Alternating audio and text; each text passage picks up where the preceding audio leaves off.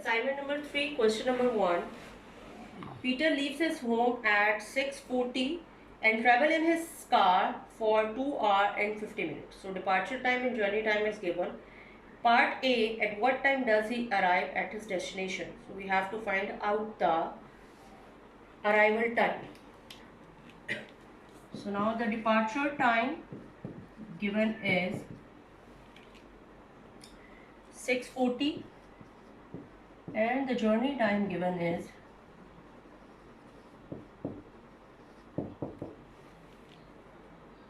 2 hours 50 minutes. Now we have to calculate in part 1 arrival time. And since we all know that the arrival time is the sum of the departure time plus the journey time. So now the departure time is 0640 plus 2 hours 50 minutes. We add them. 0640 2 hours 50 minutes. Here 0 is added and 0. And 5 plus 4 becomes 90. So we all know that 1 hour is of maximum of 60 minutes. So we have to subtract 60 from here. It will give you the 30 minutes. And this 60 minutes is added as 1 hour over here. So this becomes 0930.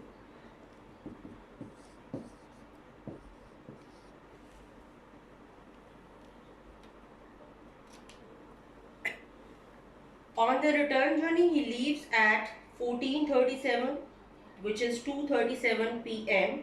and reaches home at 7:25 p.m. At what time does he come back? So we have to convert 7:25 p.m. in 24-hour clock. So for that, we have to add 12 hours in it, because in 24-hour clock, we have to add the 12 hours. 7:25, this becomes 19:25 is 6:x, which is equals to 4:25. We can write it as in the form of the fraction like this. Now do the cross multiplication.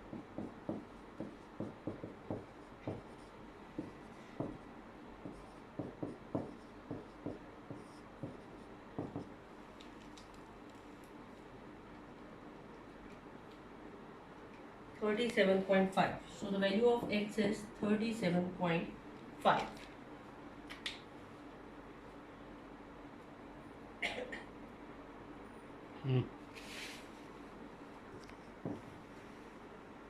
Part B is 2/5 ratio 1/4, which is equals to x ratio 5/3. When taking the LCM of this whole, this will give you 60. LCM will be 60. So now multiply the whole term with 60.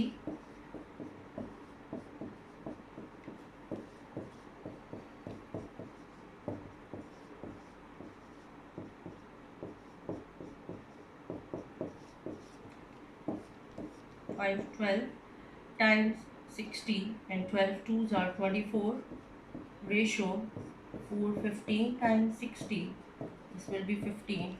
Ratio 60x is equals to 60x ratio. This will becomes 100 only.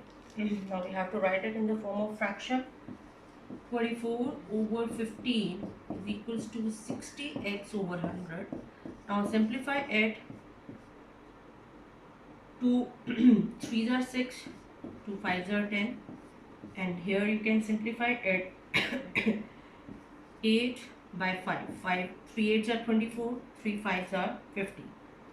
This will be 8 over 5 ratio 3/5x. So since the LCM, we take the LCM. Now we have to take again the LCM, which is 5 over here. So 8 over 5 times 5 ratio 3 over 5 times 5x. This 5 is cancelled over here. So 8 ratio 3x. So x is equals to 8 over 3, which is equals to 2.67.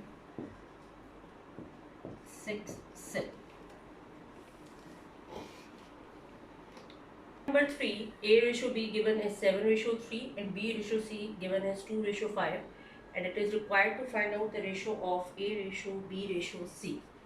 Now since we know that we have to make the B same in both ratios in order to equate them. So here the B is 3 and here the B is 2. So A ratio B is equals to 7 ratio 3 and B ratio C is equals to 2 ratio 5. So we have to make this B same. For making this B same, we multiply this whole term with 2 and we multiply this whole term with 3.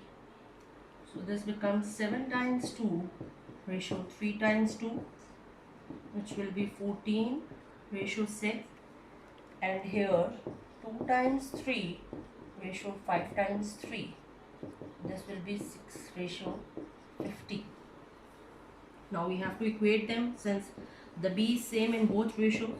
So 14 ratio 6 ratio 50.